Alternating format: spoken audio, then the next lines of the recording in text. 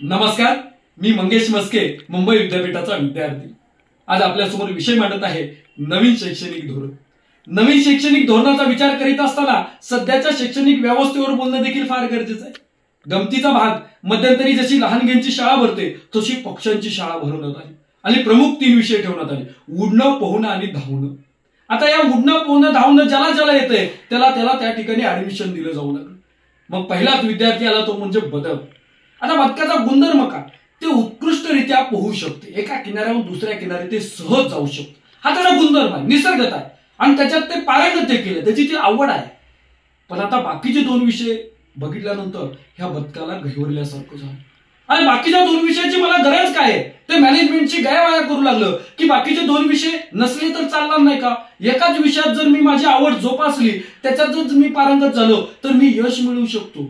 Management म्हणालं तसं काय चालणार नाही, बाकी 2 विषयात देखील तुम्हाला पास व्हायलाच लागेल, कंपल्सरी विषय आहेत. मग ह्याच्यासाठी काय करावं लागेल तर बाहेर जावा आणि कोचिंगचे क्लासेस लावा, काहीही करा, पण या 2 पेपरात तुम्हाला पास व्हायलाच लागेल.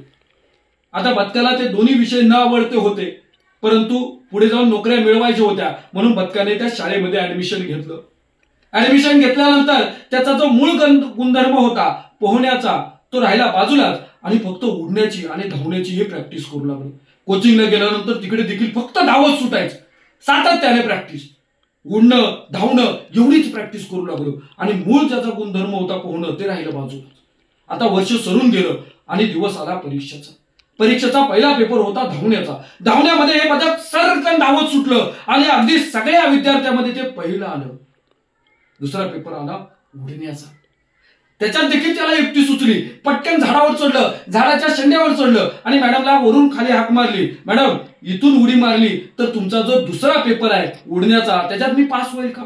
मॅडम म्हणाल्या तसं चालणार नाही, तुला त्या उडण्याच्या पेपरामध्ये खालून वरतीच उडावं लागेल, वरून खाली उडल्याला चालणार नाही. आमची शिक्षण व्यवस्था देखील विद्यार्थ्याला हेच शिकवते, तुला काय जमतंय ते इथं ज्ञान पाबळू नको, माझंच ऐकायचं आणि आम्ही सांगेल तसंच वागायचं. तुला जर नवीन कल्पना सुचत असेल तर ती दाबण्याचं काम आमची शिक्षण व्यवस्था मात्र करत असते. आणि याच्यातच मग बदकाचा तिसरा पेपर आलाय. तिसरा पेपर काय तर त्याचा आवडता, त्याचा गुणधर्म तो म्हणजे पोहण्याचा. पण नवल असं झालं की या पोहण्याच्या पेपरामध्ये या बदकाला पोहताच आलं नाही. त्याचा जो निसर्गता अनुभव होता किंवा निसर्गाचा जो त्याचा गुणधर्म होता त्याच्यात मात्र सबशेल हे नापास झालं होतं बदक. आणि हीच अवस्था आमच्या विद्यार्थ्याची होत असताना ही नवीन पालवी फुटलेली, तीच म्हणजे नवीन शैक्षणिक धोरण. या नवीन शैक्षणिक धोरणामध्ये विद्यार्थ्याला काय आवडतंय, त्याचा कलागुणांना कशा प्रकारे वाव देता येईल याचा सर्वांगीण विचार करण्यात आला.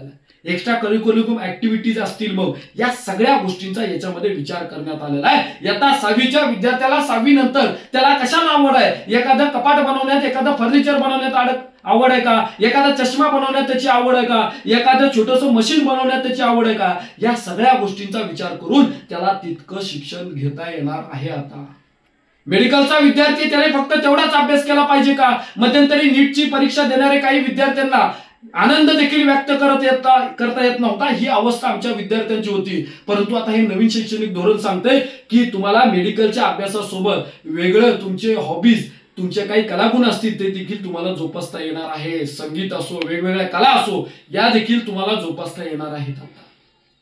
हे नवीन शैक्षणिक धोरण अशा प्रकारचं आम्हाला गुणदार खऱ्या अर्थाने इथल्या विद्यार्थ्याला, इथल्या भारतीय जनतेला घेऊन आलेला आहे.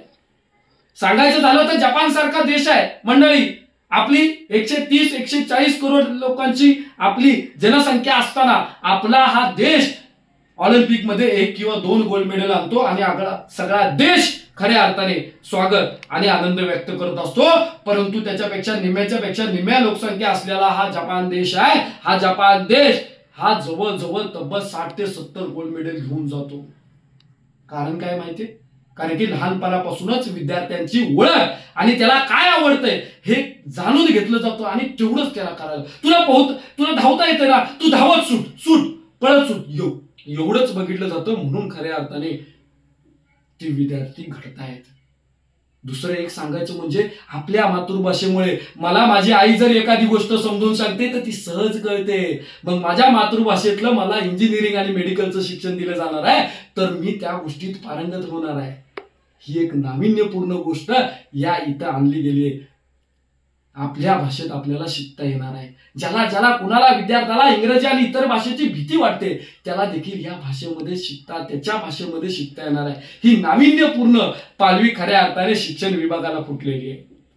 दुसरं म्हणजे नकारात्मक गोष्टी सांगायच्या झाल्या म्हणजे याची जी व्यवस्था मांडण्यात येणार आहे. बघा, हजारो लाखो करोडो विद्यार्थी एकत्रित शिक्षण घेत आहेत. हजारो लाखो शाळा आहेत, हजारो लाखो खऱ्या अर्थाने महाविद्यालय आहेत. यांना सगळ्यांना सामावून घेण्याची प्रोसेस आहे. ह्या प्रोसेसला मात्र अखंड पैसा, अखंड मॅनपॉवर लागणार आहे. हे मात्र विद्यार्थी, पालक आणि या व्यवस्थेच्या समोरचं आव्हान आहे. हे देखील नाकारून चालणार. जाता जाता एवढंच म्हणेल, या नवीन शैक्षणिक धोरणाचा तुम्ही आम्ही स्वीकार करूया आणि देशाची शिक्षणातली परिस्थिती खऱ्या अर्थाने बदलून टाकूया. एवढंच बोलतो आणि या ठिकाणी थांबतो. जय हिंद, जय महाराष्ट्र.